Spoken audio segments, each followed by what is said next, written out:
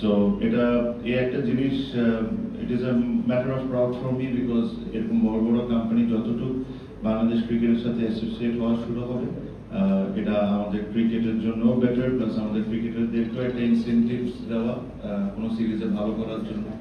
So এই কারণে খুব ছোট এই সেরিমনিটা হবে, আমরা একটু সাইনিং সেরিমনিটা করবো, করে আমরা শিওর আপনাদেরও লাঞ্চ টাইম আছে, আপনারও লাঞ্চে ফিরে যায়, আর ইনশাল্লাহ যে আমাদের যে লক্ষ্য আজকে বাংলাদেশের যে খেলা, ওই খেলাটা আমরা কমপ্লিট করব।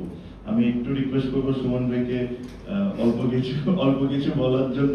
কিছু না, আসলে কিছু না, জাস্ট আপনার অ্যাসোসিয়েশন টুয়ার্ডস উইথ বিসিবি আপনি কেমন?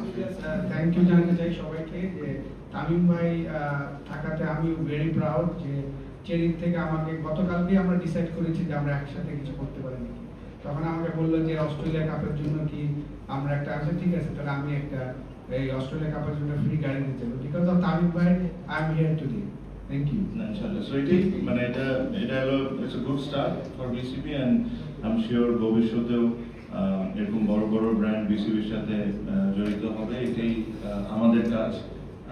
এই কারণেই আমাদেরকে কিছু দায়িত্ব দেওয়া হয়েছে, সামনে ইলেকশনের পরও যে ইলেক্টেড বোর্ড আসবে, this is our part of our job. So এটাই আশা করি যে এই জার্নিটা শুন বাই, I hope this on doesn't only stay till Australia series, but it continues. আর আমরা কিভাবে করে একসাথে কাজ করতে পারি এটা নিয়ে আমরা দেখবো। So thank you very much. আমি খুব বেশি সময় নিব না, will sign up thing and then we can go. যদি আপনাদের কোনো প্রশ্ন থাকে আপনারা করে নিতে পারেন, will all answer and then we can all go.